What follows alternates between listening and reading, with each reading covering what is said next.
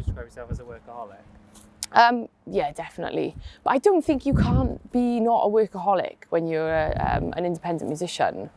You know, the worst thing is, you know, there's always somebody else out there who's working harder than you. So I don't have that mentality though. I never sort of think, oh, there's someone else working harder than me.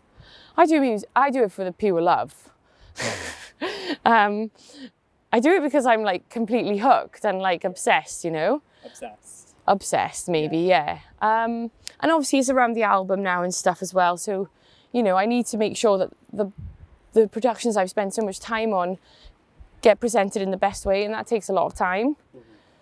So it's more about making sure my art is being delivered well, and, you know, to do that, I need to work hard. Yeah, but are you harsh on yourself? Like, could you be a bit easier? Could I be a bit easier on myself? Nah. I think some people may say yes, but no, you need to be hard on yourself. That's how you're going to get shit done.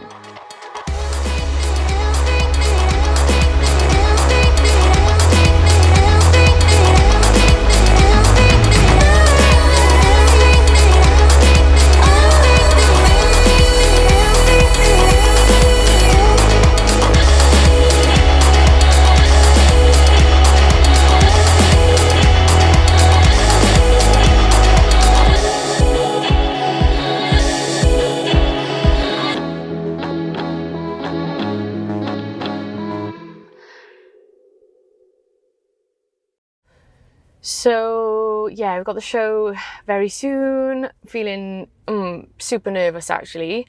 This is kind of the point where I go a bit quiet, and if anyone tries to have a conversation with me, I don't make any sense. I need to try and eat as well, because it obviously when you eat it helps the hormones and things, doesn't it? The nerves, but I really struggle to before shows. I have to usually eat like a good 4 or 5 hours before. As soon as it gets closer, I can't eat anything then. I'm like, oh no. And then it's really weird, because as soon as you finish performing, like literally the second the crowd finish and they clap and then it's the end, and then boom, hunger comes in. It's really funny.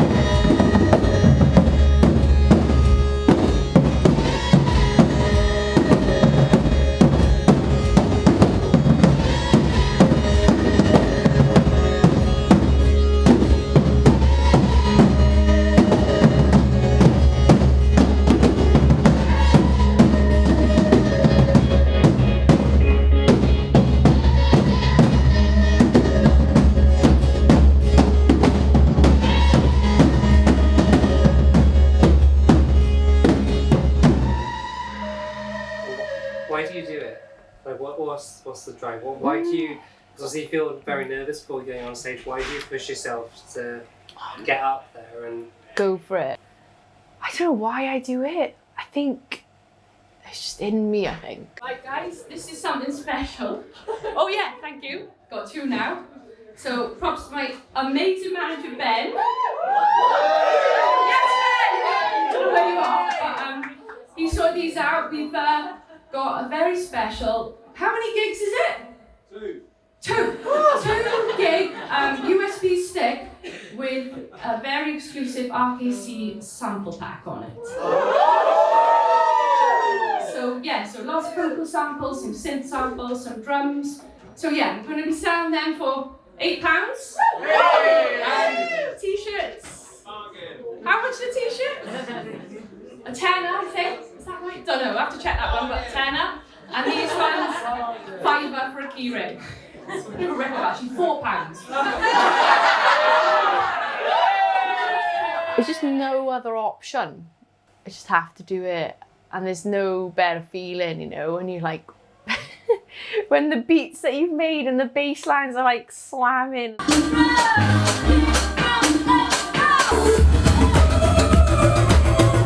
Like people like grooving along.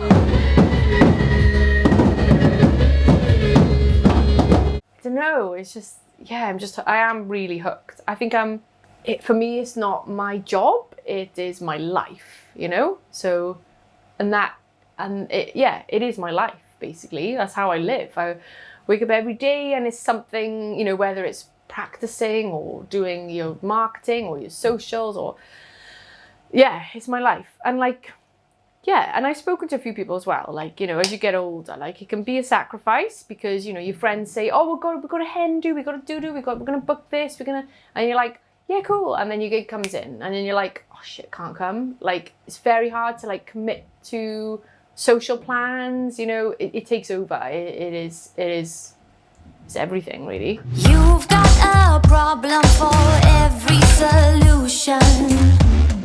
Discovered Rachel through YouTube initially, just came across one of her songs, thought it was kick-ass, and then found a video of her explaining how she made it, and I just was hooked from there on in. So I've just been tuning in for about the last 2 or 3 years now. Recently signed up to the Patreon, as in like last week. I finally thought I have to support the cause. She needs to be a household name. She's too damn good and people don't know about her.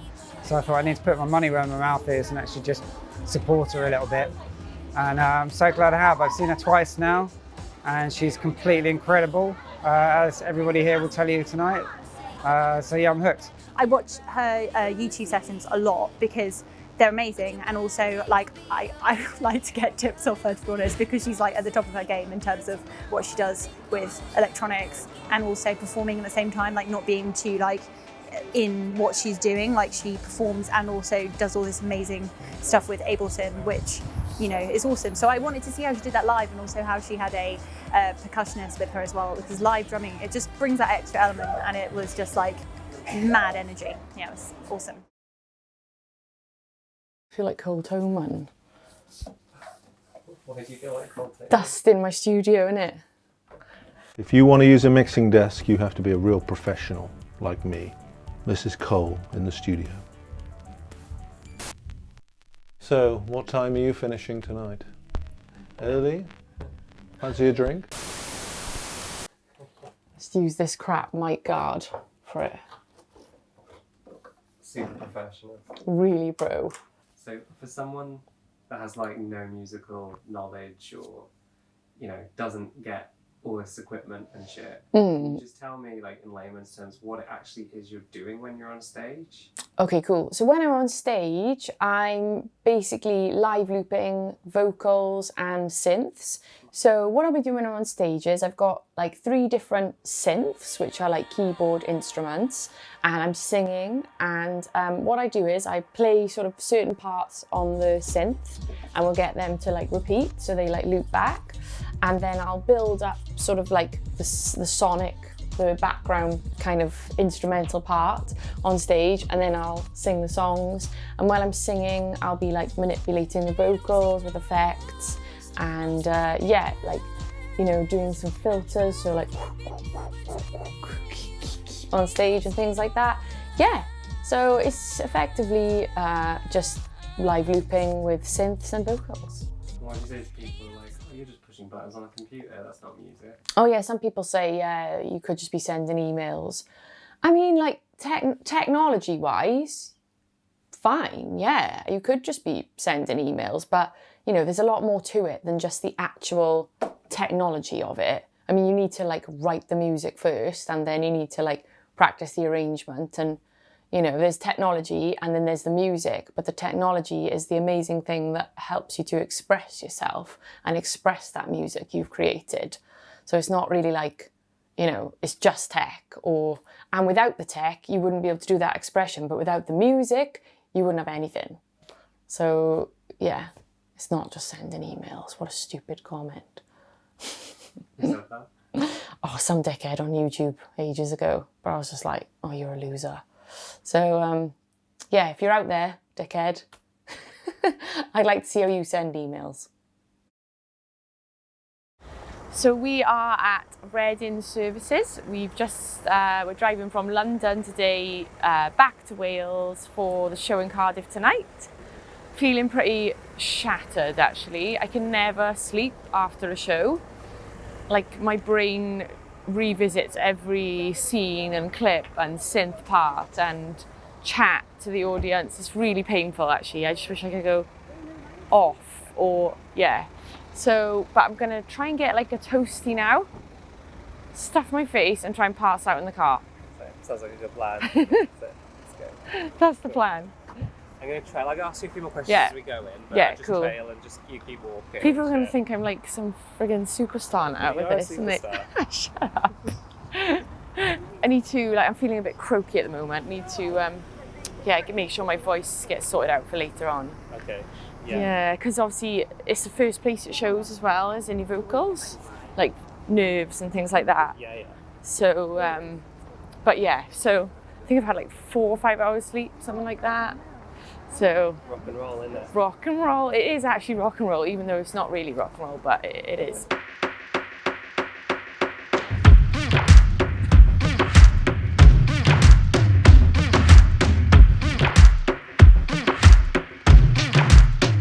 Eyebrows. Every girl needs an eyebrow. Every girl needs an eyebrow. Every girl needs an eyebrow. Every girl needs an eyebrow. Every girl needs an eyebrow. Every girl needs an eyebrow. Every girl needs an eyebrow. Every girl needs an eyebrow. You know, the music I actually listen to isn't maybe more as energetic as the music I make in my live show. And like a lot of people are like, oh, you should make like more hardcore, like slamming kind of DJ, less vocal music or whatever. Which, yeah, is cool. And I probably would listen to it. But performing, for me to perform, I don't know, I feel like too cool if you're just like, you know, dun dun dun dun dun dun dun dun dun dun. I want it to be like, da, na, na, na, na. Hey, you know what I mean? But yeah, so it's sort of kind of shaped the RKC sound performing has, because this made me realise what I want to play out live. What was the noise again?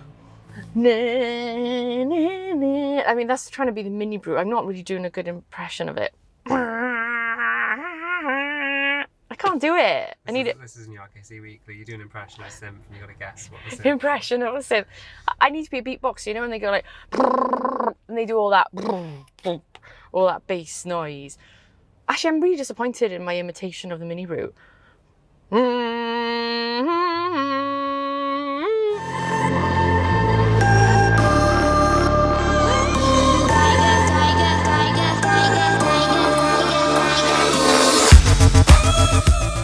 Made it to Cardiff! Fi'n teimlo hapus iawn.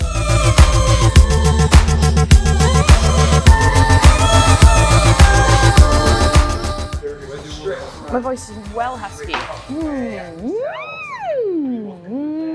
It's just over here, grab it. It's just a bit low because when you look up at the crowd, Yeah. then you're like that. Yeah. Got no rhythm in my heart, my blood spoiling, Yeah, make him that's a stop. nicer capture. And it's slightly more, This way? yeah, that's it. So stuck, still in 92, out of date and he assumes, 'cause I'm a girl, I have no clue.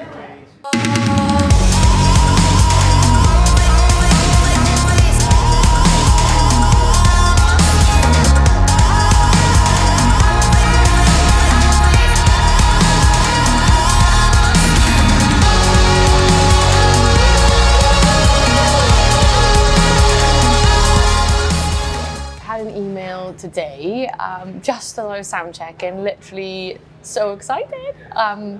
Yeah, Dinosaur is going to get on the BBC Radio 1 introducing playlist and it's going to be played every day for a week on BBC Radio 1. Got no rhythm in my heart, my blood's boiling, make him stop talking like he's Zeus's god. Yeah, guys who are threatened by younger female producers, you know, just be nice. You don't need to be patronising and, you know, not let you touch the computer and, you know, just expected to turn up and sing and write the melody. And yeah, like, people just need to be more open-minded, I think. Like, you walk into a session and a guy immediately thinks that you haven't got a clue about how anything works. You know, luckily it hasn't happened to me that much, but the time when the experience that triggered the song for me was just like the most patronising event. You know, if I hadn't have had an audience in front of me, I probably would have sworn at them. But they were just kind of dismissing everything I was saying. And then when I was talking, if they weren't dismissing it, they were just yawning and looking bored. And that was really offensive. It made me really angry. Well, actually, I didn't think I'm going to write a song about it straight away. It was a family member was really into dinosaurs at the time. And little Harry, and he was, when I was writing stuff for my record, he was like, oh, Richie, why didn't you write a song about a dinosaur? And then I was like, ooh, actually, yeah, I got a good concept. and that's how it came about, basically. Bitter and so, you don't rule no more. You done dinosaur.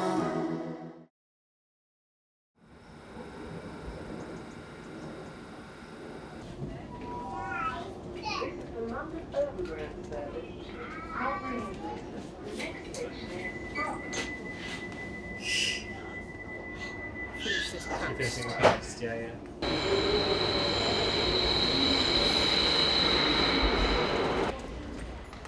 So I am here at Brick Lane Vintage Market. It's definitely worth the trip to London because they have so much vintage clothes. And yeah, if you're familiar with the RKC look, it's usually quite vintage. So yeah, for the tour I want to try and dress us all proper like retro 80s, 90s vibe. So I just thought come to the market because there's loads of little stores here. So I can hopefully pick up a few things to dress us. Yeah, wish I had a stylist, but I've tried it before. It hasn't really worked out because with like vintage stuff, you can't really take it back. So luckily, Rhea and Vicky and me all fit in the same clothes. So Easy then. it's a bit easier. Like, yeah, so we can just chop and change. Oh, these are cool. At the same time, I need to try and not buy loads of other stuff. I could not wear. I look like Cruella de Vil, man.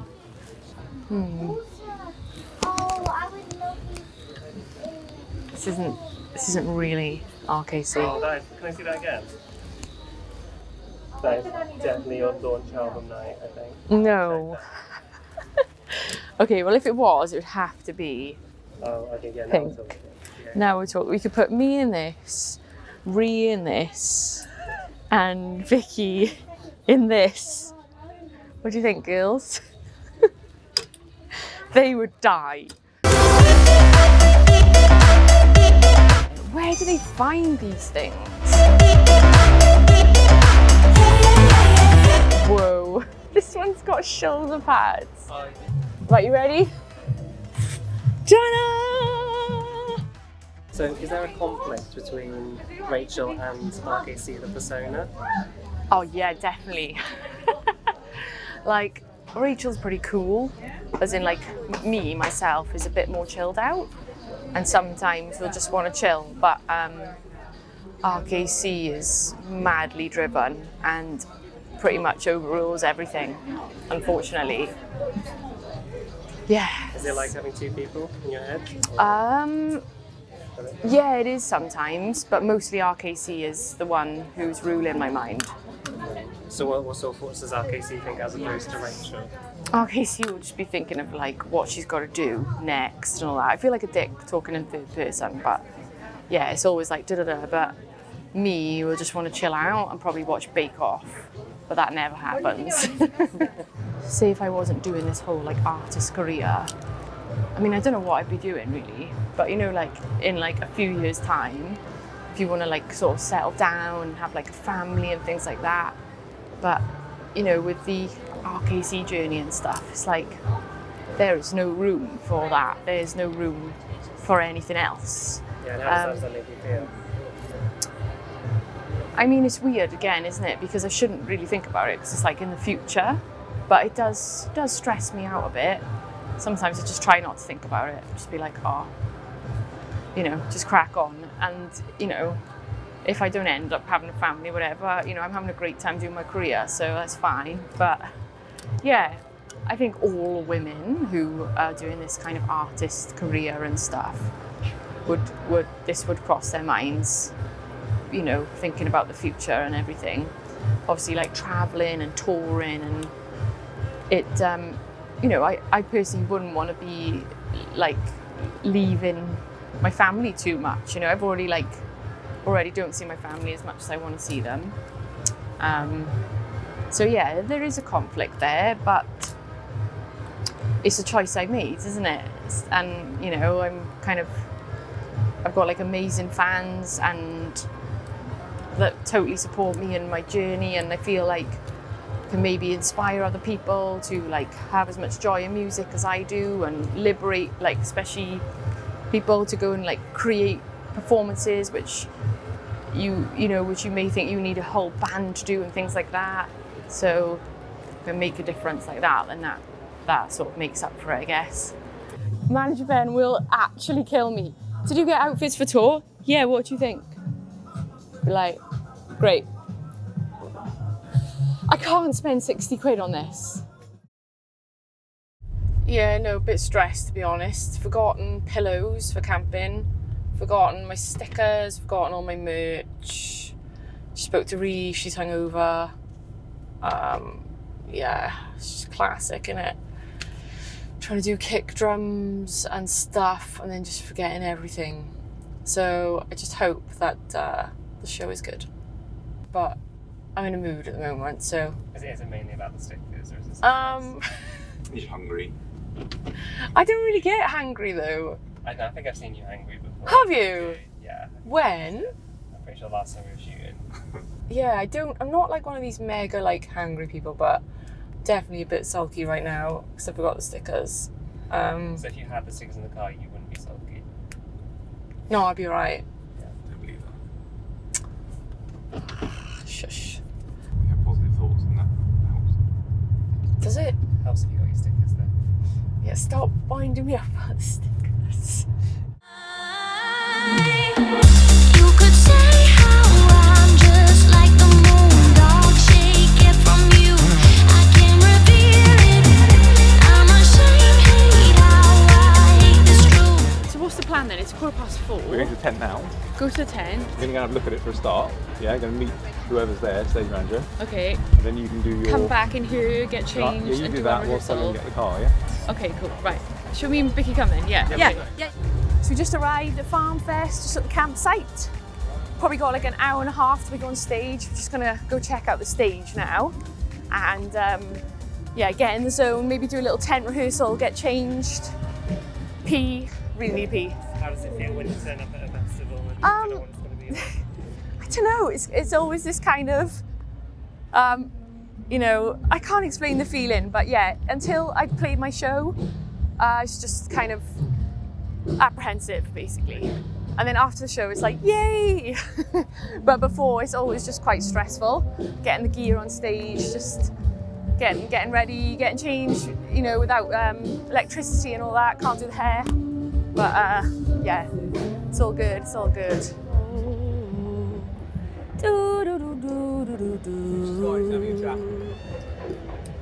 yeah, yeah, yeah, yeah.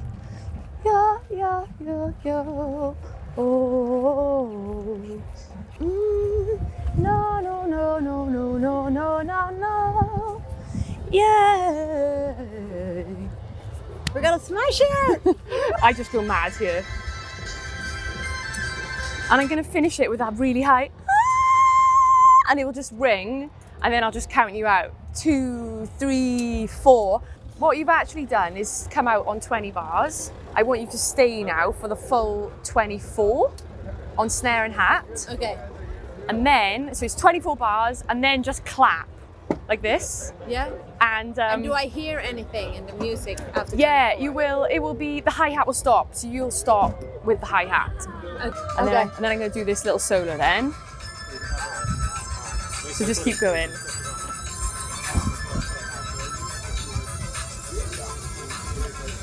Shit, girl. Yeah.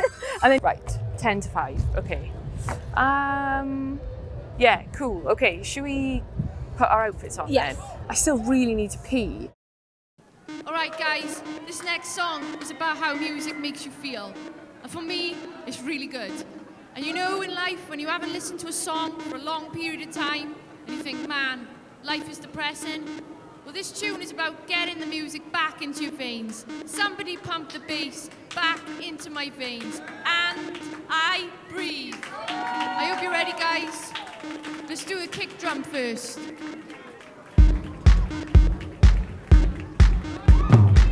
Cheeky little vocal sample. Let's hear it for Vicky, everybody. Vicky on the hi-hat. 1, 2, 3, 4. How good can a hi-hat sound?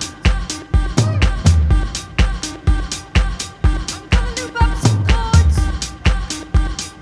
1, 2, 3, 4.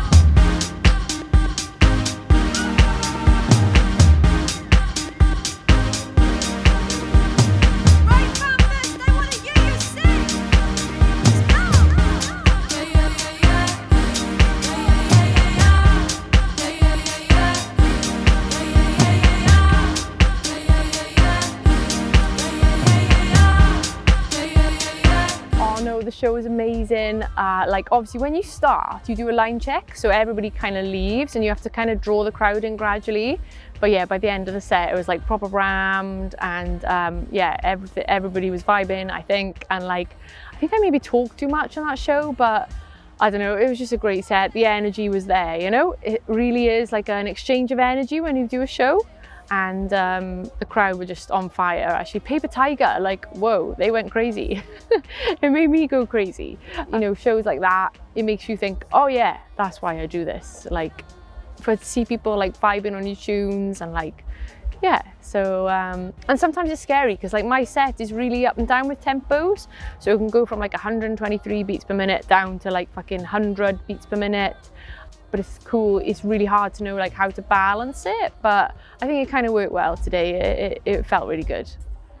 When you're on stage and you're playing, and you know the audience is obviously vibing off what you're doing, does it make all that hard work and everything else that goes with it? Yeah, 100%. Like, you spend days on a tune, you spend like hours rehearsing it, all the rehearsals, you spend loads of money, like promoting stuff, but then when the crowd are into your tune, and it's like, you know, and like I said, the energy is there. I mean, like today I looped up like, Farmfest, I love you, in like my Welsh accent singing, and then I like put some delay on it and then sped it up to like 999 beats per minute, and like, it was really fun actually. I got to like freestyle. I just thought, oh, I'm just gonna freestyle a bit tonight.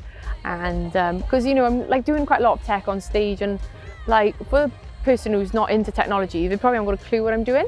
So I like to try and do stuff that's interactive and that I know I'm doing it live. I mean, this is the best actually, and we kind of planned this. We were like, right, we're gonna do our show. We're not gonna have another show now until November, till the album's out. We're gonna do another headline show. I think we're gonna do it in London as well, so we'll travel up there. But yeah, just to have played with the girls, and to be honest, they're amazing musicians, but I also want to work with them because they're amazing people. So now we're just gonna have a party tonight and just kind of let off some steam. So yeah, I'm excited for that.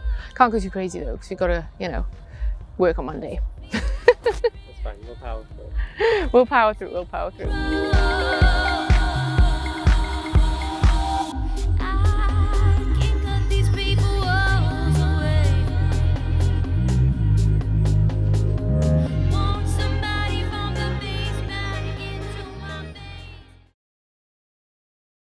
I am a bit brain dead as well. Yeah. I don't know if am I making any sense?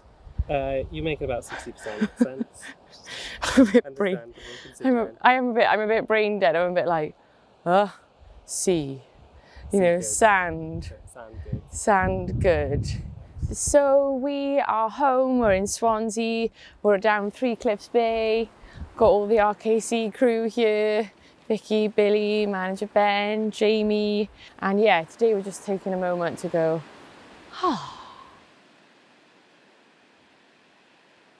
It's actually a nice feeling because you know that you've been going 100% since I don't know when. So sometimes and it's the type of day that you don't feel guilty for just chilling.